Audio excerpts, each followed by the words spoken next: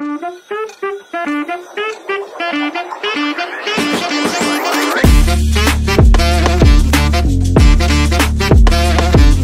Sobat Sebisik, balik lagi nih sama kita di Sebisik, serba serbi ngobrol asik. Aduh Kak, Saat udah lama nih Iya, kita nggak bener ketemu banget. ya. Iya. Udah lama nih nggak ketemu. Aku juga udah lama nggak Nggak sama ketemu kamu. ya. Aku pengen tahu nih kabarnya Kak Saat. Alhamdulillah aku sehat sekarang sih. Sehat Kalau kamu ya? gimana Nak? Alhamdulillah luar biasa. Allahu Akbar pokoknya Mas. Berarti sehat banget ya? Sehat banget. Oke mantap. Nah, Saat kalau sebisik kemarin tema kita itu Shining with Public Speaking. iya benar banget. Nah kalau sebisik sekarang temanya apa sih? Nah jadi Sebisik di episode Sebisik kali ini kita membawa tema dengan judul Youth Muslim Influencer. Jadi keren banget ya Keren nggak temanya. sih? Dan Lebih temanya seru, itu ya. benar pastinya. Iya. Temanya itu sesuai gak sih sama zaman Sesuai sekarang? banget sih. Ya kan? Setuju. Zaman sekarang itu dimana informasi dan teknologi itu semakin berkembang. Benar banget. Makanya peran influencer di zaman sekarang itu amat sangat dibutuhkan, apalagi dari kalangan muda, Ya. gitu. Tapi jangan sampai kita hanya jadi seorang influencer yang cuman menginspirasi dari tren-tren gaya hidup yang ternyata kita lihat manfaatnya minim Dikit ya, banget gitu. ya. Cuman kita harus bisa jadi seorang muslim influencer. Ya, bener banget. Bener kan, dimana seorang muslim influencer itu menyebarkan nilai-nilai agama Islam. Tapi Nad, kayaknya Iya, Sobat Sebisik juga pada penasaran nih cara menjadi influencer yang edukatif dan juga inspiratif Oh, bagi para iya, penonton. pasti dong. Iya. Tapi buat menjawab semua pertanyaan itu, Ya. aku udah punya tamu. Oh, udah ada nih. Udah ada dong, langsung kita Langsung panggil aja kita ya. panggil nggak sih? Naufal Fatyu. Selamat datang. Halo, Sehat, Tak? Alhamdulillah sehat-sehat. Sini ya. Ya. Ya. Terima kasih banyak nih ya udah mau datang di Sebisik sambil ngobrol-ngobrol asik nih sama Sobat Sebisik. Gimana? Sehat ya? Alhamdulillah ya? Alhamdulillah sehat-sehat. Alhamdulillah sehat. Harus asik kan ya? Ya harus asik Oh, kan Sobat Sebisik. alhamdulillah. Asik banget. Nah, aku pengen nanya kesibukan Iya. dong. Boleh nggak sih? Iya. Kalau Jelasin. Ya. kalau kesibukan sekarang sama ya mahasiswa ya.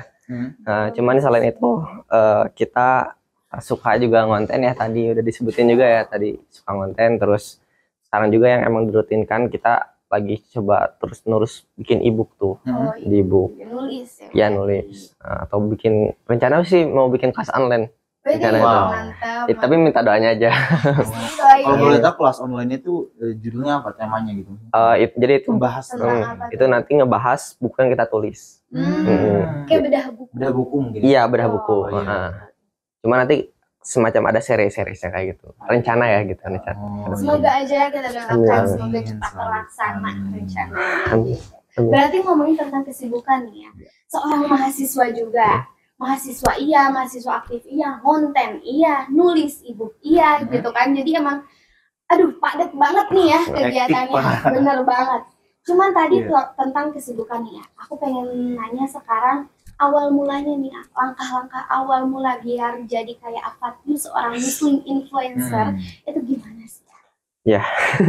Langsung aja Ya. sikat. Pertama disclaimer ya, saya nggak terlalu gimana-gimana ya gitu ya. Ya.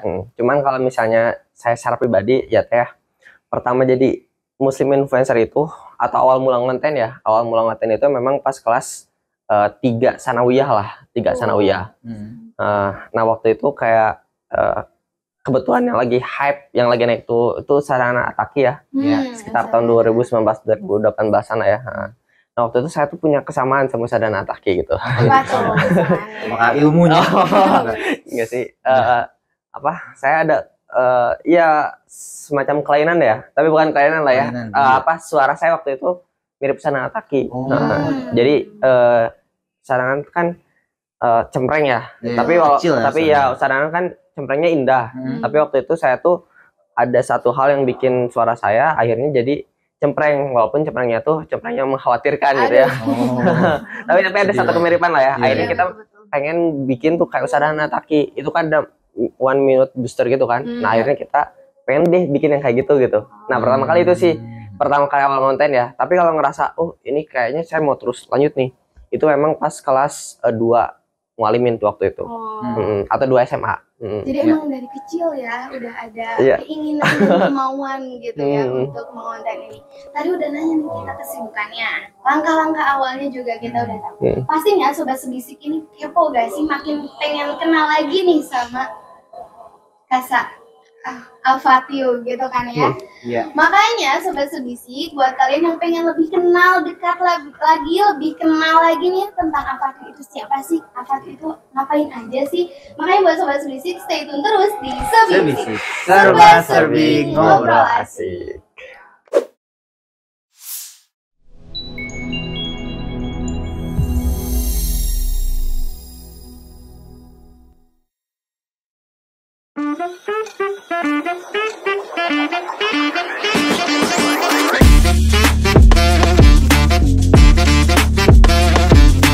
Halo Sobat Sebisi, kembali lagi di Sebisi. Di sesi kedua ini kita akan lebih mengenal lebih dalam ya tentang Al-Fatih. Bener banget. Nah pastinya kita banyak banget dong yang inspirasi yang bisa diambil. Iya betul banget, betul. Dan pastinya Sobat Sebisik juga udah pada excited banget. Pasti banget pertanyaan-pertanyaan dan jawabannya dari Al-Fatih. Mungkin kita langsung mulai aja ya. Ya karena banyak banget gak sih pertanyaannya? Iya banyak banget. Langsung aja kita mulai ya. Langsung. Al-Fatih nih sebagai Muslim influencer, pastinya kan kerjaannya ngonten lagi gitu ya. Nah ide-ide konten itu tuh munculnya dari mana nih Al-Fatih? Dari 4. Aduh 4 tuh apa? Buku, video, pengalaman, ilham. Iya. Udah ya lah ya bisa bilang. Iya, dari buku kita baca buku ya. Rutinin baca. Terus yang kedua dari video-video. Kadang ada video terus kita ambil hikmah-hikmahnya, kita pakai bahasa kita direvisi gitu kan. Terus yang ketiga ada juga dari pengalaman pribadi atau kita kayak dengar dari orang lain gitu kan. Itu bisa jadi konten. Yang terakhir itu dari ilham. Ini kata Buya Hamka sih. Jadi kadang ini hal yang manusiawi banget, misalnya naik motor gitu kan, tiba-tiba kepikiran ide tuh ya. Nah kadang kita tuh berhenti dulu dari motor, tulis dulu. Oh, jadi langsung poin-poinnya gitu ditulis. Konten kreator kayaknya harus gitu sih. Kadang ide ilham itu cuma sekilas aja gitu. Jadi langsung cepet-cepet nih ya. Harus cepet ambil poinnya. Kalau misalnya kepikiran idenya pas lagi sholat gimana itu? Itu bahaya. Bener gimana ya?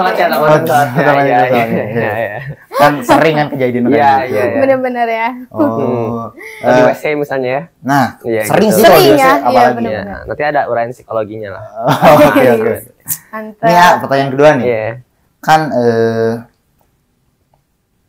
ada nggak sih tantangan khusus yang dihadapi Al-Fatih ketika membuat konten yang di dalamnya tuh ada unsur Islami? Iya. Pasti ada ya. Kan kebanyakan Al-Fatih ini tentang Islami gitu kan. Ada nggak sih tantangan yang dihadapi gitu? Iya. Ada. Apa contohnya? Apa tuh? Pertama emang kan konten tuh beda-beda tipenya ya. Ada yang hanya sebatas POV gitu kan. Nah tantangan yang pertama itu waktu bikin konten itu risetnya nggak sebentar gitu. Kayak misalnya tuh bikin satu konten, referensinya itu kan harus jelas ya. Apalagi kalau kontennya kayak ngomentarin isu-isu yang sensitif. Kita main data di sana. Nah dan main data itu kan nggak sebatas setengah jam selesai kan. Bahkan bisa sejam, 2 jam gitu kan. Bahkan kalau misalnya ini jadi harus validitas datanya harus akurat tuh. Kalau misalnya kita bikin konten-konten yang ngomentarin isu, termasuk konten-konten yang agama ya. Apalagi agama nih nanti menyimpang gitu. Iya betul. Kita harus mastiin yang itunya sih, yang jadi tantangannya sih. Yang pertama, yang kedua, ya kadang ini juga sih, misalnya kayak tantangannya tuh kita udah capek gitu kan, tapi ternyata viewersnya dikit misalnya kan. Nah itu kan jadi tantangan buat semangat kitanya ya. Gitu. Tapi gitu aja sih. Tapi kalau lagi viewersnya dikit tuh makin semangat lagi atau jadi aduh gimana nih? Istirahat dulu. Iya benar pasti sih. Jadi jangan sampai kita mutusin pas kita lagi down. Kata Ali kan, Ali bin Abi Thalib itu bilangnya jangan pas down, sedih ataupun senang itu jangan mutusin sesuatu. Oke. Supaya akal kita bisa ini. Jadi yang pertama pastinya riset dulu ya. Nah itu risetnya yang lama itu. Risetnya yang lama ya, itu tantangannya. Dan yang keduanya itu dari jumlah viewersnya ya, tapi tetap dijadiin semangat, motivasi. Betul nih. Berarti pertanyaan selanjutnya, apa sih konten yang waktu itu lagi muncul banget nih, konten Al-Fatih itu lagi naik daun banget nih, banyak banget viewersnya. Nah itu kontennya tentang apa sih? kan saya belajar juga ya Teh, kayak di kelas content creator tuh cara-cara buat bikin apa namanya konten yang viral ya. Nah ada yang namanya tuh divided empire, jadi kayak konten yang memecah belah. Itu bisa positif bisa negatif ya. Waktu itu saya yang maksudnya bentar, sorry, maksudnya memecah belah tuh memecah belah viewers gitu. Jadi ada yang pro dan ada yang kontra. Oh, bikin konten yang kayak gitu. Waktu itu saya bikin konten soal LGBT. Oh, LGBT. ya, itu. Lumayan ini juga ya. Iya. Nah, waktu itu di TikTok pun sampai setengah juta viewers tuh waktu itu. Oh. Karena emang ada pro kontra ya. Iya. Karena di konten itu kita benar-benar apa namanya kontra, tapi kita pakai data yang kayak kuat gitu lah ya. Sehingga nanti apa audiens tuh main tuh di sana tuh. Kayak ada yang setuju enggak. Komennya itu ya. Iya, itu sih yang paling viral tuh. Yang paling viral banget. Oke. Lanjut nih Nad, ke pertanyaan selanjutnya. Benar banget. Gimana sih cara menghadapi haters gitu? Kan kebanyakan orang ngedown ya karena haters. Ini yang aku lihat bisa bertahan sampai sekarang nih. Gimana cara menghadapi haters itu sih ya? Iya. Coba. Ini ada satu perkataan kayak gini. Jangan pikirkan orang yang membencimu, tapi pikirkan orang yang mencintaimu. Karena itu satu mindset yang memang harus kita bangun ya. Jadi kalau kita emang mau down, tinggal pikirkan yang atas kita itu. Tapi kalau misalnya kita terus berpandangan positif, lihat orang-orang yang mencintai kita itu masih banyak gitu kan, sesederhana ibu kita, keluarga kita, itu jadi obat juga sih untuk kita supaya nggak terkena haters. Dan yang kedua, kita cari lingkungan yang positif aja sih gitu. Iya benar. Lingkungan juga berpengaruh. Betul. Iya, berarti kita fokuskannya tuh kepada orang yang mempunyai respon positif kepada kita. Mindset kita harus kayak gitu. Mindset positif, lingkungan juga harus mendukung. Iya, harus baik, harus bagus. Nah, Afatiu, dengar-dengar juga nih ya, setelah aku mencari tahu lagi nih Afatiu, ternyata Sobat Sebisik Afatiu ini tidak hanya konten-konten saja, tapi Afatiu berhasil mengeluarkan sebuah buku nih. Jadi Afatiu ini nulis juga, multi talent, benar banget multi talent ya. Udah konten iya, nulis juga iya. Nah, berkaitan dengan kepenulisan nih, aku pengen nanya soal waktu yang tepat buat Afatiu nulis gitu. Iya. Kalau secara pribadi waktu paling tepat itu malam ya, enak ya. Oh malam ya, kalau Afatiu ini malam. Iya, tapi nggak menghalangi waktu yang lain juga gitu ya. Kayak siang, oke hayo gitu. Tapi malam itu yang paling enak sih. Yang paling enak ya, ide-idenya muncul waktu malam. Tenang gitu kan. Spesifiknya tuh jam berapa ya kalau boleh tahu? Paling udah isya ke atas tuh. Biasanya jam 8 ke atas. Itu kan biasanya udah tenang ya. Kegiatan-kegiatan udah selesai. Kita block time, kalau bahasa anak-anakannya block time gitu. Berarti itu tuh sampai jam berapa tuh kira-kira? Sampai begadang kah atau gimana? Saya termasuk yang jarang gadang juga ya. Karena bangun subuh lebih penting. Mantap, benar banget. Pantesan sukses kayak gini kuncinya itu bangun subuh, jangan tidur lagi. Bener banget. Gitu, itu kebiasaan aku sih tidur lagi sih.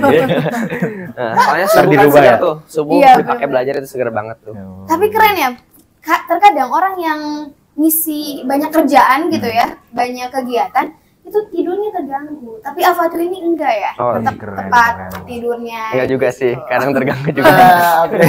Sesekali lah ya. Oke lah, aku mau nanya pertanyaan selanjutnya. Boleh nih. Apa? Tantangan dalam menulis. Iya, tantangan dalam menulis ya. Iya. Ini yang paling menantang ya. Iya. Orang nulis itu mudah. Orang ada yang skripsi 2 tahun, sebetulnya 2 minggu beres kata dosen saya. Iya. Jadi itu kadang butuh mood ya. Padahal kalau nunggu mood itu betul-betul kita terjajah sama rasa malas kita. Dan kata riset-riset yang saya baca, justru mood itu bisa hadir Kang ketika memang kita mulai. Jadi kayak mulai aja dulu, walaupun kita belum ada mood. Jadi jangan nunggu mood ya, Ayah. Iya, gitu. Kalau nunggu mood itu buku susah banget beres itu serius. Tulis itu susah banget beres. Kira-kira berapa lama tuh ngeberesin satu buku itu? Oh, itu tergantung bukunya juga ya. Kalau waktu buku yang pertama kan itu riset juga ya, kayak panjang bukunya, buku politik juga. Waktu itu sekitar 1,5 tahun lah. Tulis buku yang itu. Keren. Jadi guys, caranya itu jangan nunggu mood ya, tapi lakuin aja dulu, kerjain dulu walaupun moodnya lagi berantakan gitu ya. Pertanyaan demi pertanyaan sudah terjawab nih sama Afatiu dan jawabannya benar-benar memuaskan banget nih Kak. Penasaran gak sih Sobat Sebisik selanjutnya kita bakal ngapain? Makanya stay tune terus di Sebisik. Serba serbi ngobrol asik.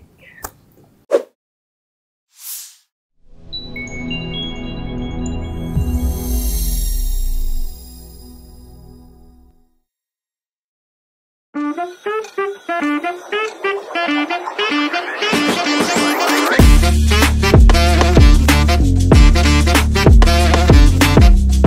Sobat Sebisik, sekarang kita ada di Serta Seruan Bertanya. Betul nih Kak Saad, siapa tahu Sobat Sebisik ada yang belum tahu Serta itu apa. Boleh kali dijelasin. Jadi begini teman-teman, Serta itu adalah beberapa pertanyaan dari para Sobat Sebisik yang ditujukan kepada Fatyu. Betul. banget. Jadi itu pertanyaannya itu dari Sobat Sebisik dan sudah kita sebarkan di sosial media kita. Betul. Betul banget. Langsung aja nih Kak Saad ya, langsung aja ke pertanyaan pertama. Dari siapa tuh? Dari @haura.azilina. Siapa sih role model Afatyu? Katanya gitu. Role model. Iya. Betul. Role model masa lalu, langsung aja ya. Role model masa lalu itu ada Muhammad Al-Fatih. Wih, Oh iya, Gitu ya. Kalau hari ini ada banyak ya, misalnya kalau dalam ranah dakwah konten itu suka tuh sama gaya dakwahnya Felix Xiao. Felix Xiao. Oke. Itu kalau boleh tahu kenapa suka Muhammad Al-Fatih? Iya.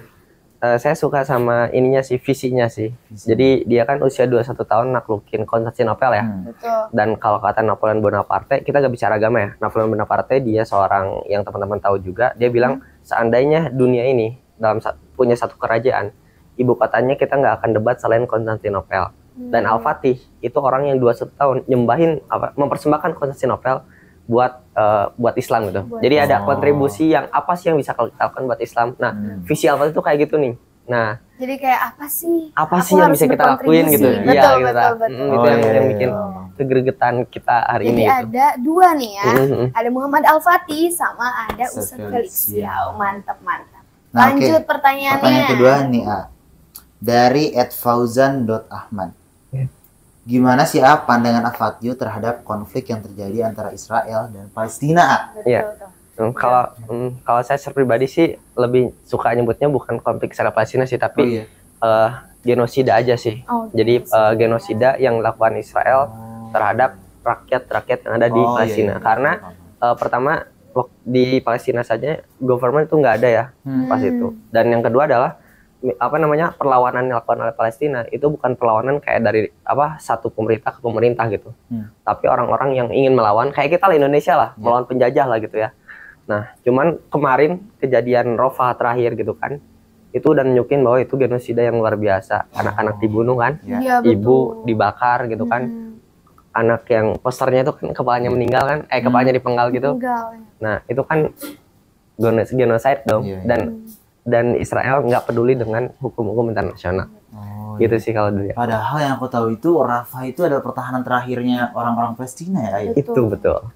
Tapi Jadi dengan teganya orang-orang Israel itu memborbardir pertahanan terakhir Palestina ya. Makanya penyakit orang-orang Israel, tentara-tentaranya, kalau kita baca di berita-berita itu adalah penyakit mental. Karena mereka sekalipun seburuk-buruknya mereka manusia ya. Mereka sadar pasti aku separah ini gitu. Gitu. Jadi mereka melakukan semua itu juga atas kesadaran diri mereka ya pasti. Oke, jadi itu tuh jawaban dari Afatyu. Mungkin sekarang kita lanjut ya ke pertanyaan ketiga. Dari @muhammad_fikri. Afatyu, kalau aku cuma punya HP Android, bisa nggak sih jadi muslim influencer? HP kentang, bisa nggak jadi konten kreator? Fun fact-nya itu HP saya Android gitu. Nih, langsung dijawab ya. Bukan iPhone gitu teman-teman. Cuman nanti kalau misalnya dari segi visual gitu kan, itu kita main lighting sih. Dan itu simpel sebetulnya, simple lighting tuh 2 aja sebetulnya udah proper sih, udah cukup ya, kayak di depan gitu kan, softbox misalnya di depan, terus di belakang ada. Kalau saya pakai lampu neon di belakang tuh. Gitu. Itu kan murah lah, nggak sampai 200.000 lah beli 2 itu. Ya, itu udah bisa. Jadi yang terpenting tuh konten tuh apa ya? Saya jadi ingat satu quotes tuh dari Muhammad Natsir. Cukupkan yang ada itu cukup. Jangan cari yang tiada. Nah, jadi konten itu cukupkan yang ada aja dulu gitu. Karena yang terpenting itu adalah kreativitas kita gitu ya. Jadi buat para sobat Sebisik nih, gak usah khawatir lagi kalau mau konten ya. Iya, betul. Pakai Android juga ternyata nggak masalah. Seorang Afatyu pakai Android juga. Pakai Android ya. Gak nyangka nih aku, malah baru tahu juga Keren-keren ya. Jadi nggak membutuhkan dana yang besar ya sebenarnya. betul. Nah, mungkin udah cukup ya pertanyaannya ya. Sudah terjawab semua ya. Tadi udah kita apa tuh? Udah kita hampirkan ya, pertanyaan dari para sobat sebisik ya. Dan kita cukup puas ya. Cukup memuaskan pastinya. Nah, lanjut nih ke saat ngapain nih sekarang? Kita akan menanyakan saran mungkin bagi para sobat bisik yang ingin terjun ke dunia influencer. Bagi pemula lah. Yang pertama, yang paling penting itu dan sering kali kita lupain ya, kita tentuin niche audiens kita. Kayak audiens kita tuh siapa? Manusia tuh kan punya banyak masalahnya ya.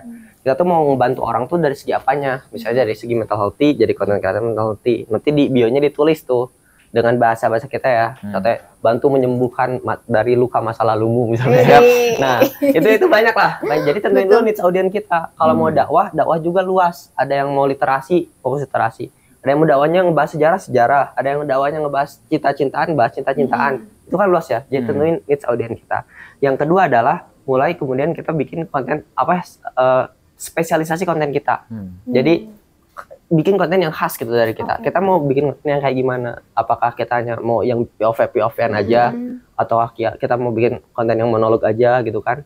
Supaya nanti kita punya konten yang khas gitu. Jadi audiens tuh ingat kita tuh, oh ini tukang bikin konten ini gitu.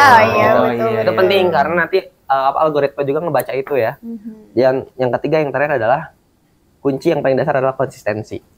Tuh, hari ini mau seminggu mau upload berapa kali gitu. Itu konsisten itu. Kalau Afatyu sendiri berapa kali tuh? Ya itu kebiasaan tuh. Ya, kalau memang dari jadwal tuh kayak kita coba seling-seling sih. Sehari konten, sehari enggak, sehari konten, sehari. Cuman sistemnya kayak kita bikin bank konten gitu. Misalnya Sabtu Ahad kita ngedit sama bikin naskah, tag konten, ngedit, nanti diuploadnya di hari-hari yang lain gitu. Gitu sih. Jadi, itu bikin dulu baru nanti di akhirnya diupload ya, gitu. kecuali kalau kontennya konten yang ngomentarin isu kan dadakan ya. Iya, kalau isu tuh gimana ininya ya, gimana situasinya. Iya betul.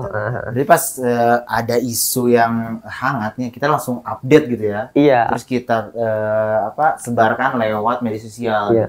Misalnya kemarin kan kejadian Rofah itu cuman saya baca berita itu langsung gitu. Kalau misalnya ada waktu ya, dan itu cuman paling konten itu kan real itu kan carousel ya, paling cuma 20 menitan.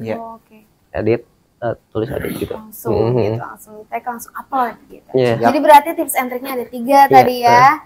Yang pertama itu apa ya tadi? Niche audiens kita. Niche audiens. Yang keduanya kita harus jelasin konten kita spesialis supaya jadi khas dari konten kita. Dan yang ketiganya konsisten gitu sobat sebisik ya. Gak kerasa nih saat kita udah ada di penghujung obrolan aja ya, padahal lagi asik-asiknya nih ya, masih banyak yang pengen dicari tahu. Iya betul nih.